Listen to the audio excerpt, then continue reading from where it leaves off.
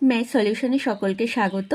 আজ তোমাদের বৃত্তি পরীক্ষায় মিসিং নাম্বারের থেকে যে ধরনের কোশ্চেন থাকে সেই ধরনের কোশ্চেনগুলি সলভ করব। এছাড়া কোডিং ডিকোডিং তোমরা নিচে ডেসক্রিপশনে পেয়ে যাবে। তো প্রথমে এই মিসিং নাম্বার সম্পর্কে একটু জেনে নাও। দেখো, এই ধরনের সমস্যায় তোমাদের এক বা একাধিক চিত্র দেওয়া থাকবে এবং প্রত্যেকটা চিত্রে কতগুলো করে সংখ্যা দেওয়া থাকে। সংখ্যাগুলোর মধ্যে যে পারস্পরিক সম্পর্ক সেটি তোমাদের নির্ণয় করতে হবে।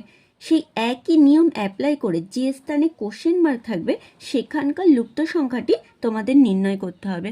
তো আজকে প্রথম কোশ্চেনটি দেখো কি রয়েছে। দেখো, প্রথম কোশ্চেনটায় আমাদের তিনটে ত্রিভুজ দিয়ে দিয়েছে এবং তার মধ্যে তিনটে করে সংখ্যা দিয়েছে। প্রথমটাই দিয়েছে 144 3 4, পরেরটাই দিয়েছে 196 2 7, তারপরেরটাই কোশ্চেন মার্ক 3 6। এই কোশ্চেন মার্কের স্থানে কত সংখ্যাটা হবে সেটাই আমাদের নির্ণয় করতে হবে। তো প্রথমে এই সংখ্যাগুলোর মধ্যে যে পারস্পরিক সম্পর্ক সেটা আমরা দেখব। দেখো, আমরা এখানে সংখ্যাগুলো দেখে বুঝতেই পারছি যে 3 আর 4 দ্বারা কোনোভাবে 144টা এসছে। তো এবার কিভাবে এসে সেটা আমাদের নির্ণয় করতে হবে। তো দেখো, যদি আমরা এই 3 ইন্টু 4 করি তাহলে তো 12 আসছে, কোনোভাবে কিন্তু 144 আসছে না। কিন্তু যদি আমরা 3 ইন্টু 4 করলে 12 আসছে। এবার 12 ইন্টু যদি 12 করি তাহলে কত আসছে দেখো, 144। সেম প্রসেসটা আমরা যদি এখানেও অ্যাপ্লাই করি, দেখো 2 ইন্টু 7, তাহলে 2 ইন্টু 7 করলে আসছে 14।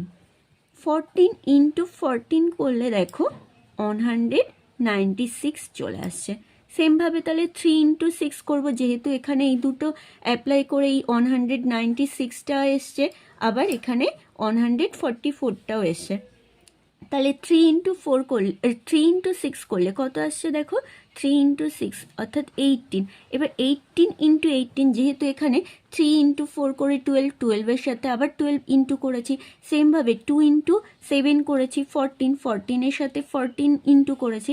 সেমভাবে 3 ইন্টু 6 করলে আসছে 18, তাহলে 18 ইন্টু 18 করলে আসছে দেখো 324। অর্থাৎ দেখো অপশানে 324 রয়েছে, অর্থাৎ অ্যান্সার অপশান সি। এরপরে নেক্সট কোশ্চেনটা দেখো। দেখো, এখানেও তিনটে ত্রিভুজ দেওয়া আছে। প্রথম ত্রিভুজের মাঝে রয়েছে 6 আর তিনটে বাহুতে তিনটে নাম্বার রয়েছে, একটা 4, একটা 3, একটা 5। সেকেন্ড ত্রিভুজের মাঝে রয়েছে 9, তারপরে 3 6 5। থার্ড ত্রিভুজে গিয়ে আমাদের কোশ্চেন মার্ক দেওয়া রয়েছে, আর তিনটে যে সংখ্যা রয়েছে সেটা হলো 2 12 5। তো ফার্স্টে দেখো, এই তিনটে সংখ্যা দ্বারা বোঝাই যাচ্ছে এই 6টা হয়েছে। এবার কিভাবে এসে এদের মধ্যে পারস্পরিক যে সম্পর্ক সেটা ফার্স্টে আমরা নির্ণয় করব। দেখো, ফার্স্টে যদি আমরা 3 4 5 অ্যাড করি, 3 + 4 + 5 কত আসছে, 7 12। তাহলে 12/2 করলে দেখো 6 আসছে। সেমভাবে দেখো এটার ক্ষেত্রেও আসছে কিনা, 6 + 3 + 5 অর্থাৎ 6 আর 3 9 আর 5 14।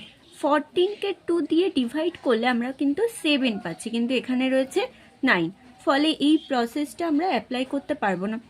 এরপর দেখো, আমরা যদি 3 4 5 ইন্টু করে দিই, 3 ইন্টু 4 ইন্টু 5 ইন্টু করলে দেখো কত আসছে, 3 4 12, 5 12 60। 60কে যদি আমরা 10 দ্বারা ডিভাইড করি তবে দেখো 6 চলে আসছে। সেম প্রসেস যদি আমরা এখানে অ্যাপ্লাই করি তাহলে 6 ইন্টু 3 ইন্টু 5, দেখো 3 6 18, 5 18 90। 90কে সেম, যেহেতু এখানেও আমরা 10 দিয়ে ডিভাইড করেছি, এখানেও 10 দিয়ে ডিভাইড করব। ডিভাইড করলে দেখো 9 চলে আসছে, এখানে 9 রয়েছে। তাহলে সেম প্রসেসটা আমরা এখানেও অ্যাপ্লাই করব, অর্থাৎ 12 ইন্টু 5 ইন্টু 2। তাহলে গুণ করলে দেখো কত আসছে, 5 12 60 ইন্টু 2 করলে 120। তাকে যদি আমরা 10 দিয়ে ডিভাইড করি অর্থাৎ 12, তাহলে অ্যান্সার হয়ে যাবে অপশান সি, অর্থাৎ 12। এরপর নেক্সট কোশ্চেনটা দেখো। এখানে একটা সার্কেল দিয়ে দিয়েছে, সার্কেলের ভিতর আবার সার্কেল দিয়ে কতগুলো নাম্বার দিয়েছে। প্রথমে 144, তার পাশে দিয়েছে 7 আর 5। সেমভাবে 49, তার পাশে দিয়েছে 3 আর 4। তারপর দিয়েছে 36, তার পাশে দিয়েছে 1 আর 5। তারপরে আমাদের কোশ্চেন মার্ক দিয়েছে, তার পাশে দিয়েছে 2 আর 8। এবার দেখো এই যে 144, 49, 36 এরা না দেখেই বুঝতে পারছো যে কারো স্কোয়ার, অর্থাৎ 144 কার স্কোয়ার, 12-এর স্কোয়ার। সেমভাবে 49 কার স্কোয়ার, 7-এর স্কোয়ার। 36 কার স্কোয়ার, 6-এর স্কোয়ার। তাহলে এই 7 আর 5 দ্বারা কিভাবে 12 আসছে দেখো, আমরা যদি 7 + 5 করি তাহলে দেখো 12 চলে আসছে, তার স্কোয়ার করলে 144। সেমভাবে 3 + 4 করলে দেখো 3 + 4 করলে 7, তাহলে 7-এর স্কোয়ার করলে 49।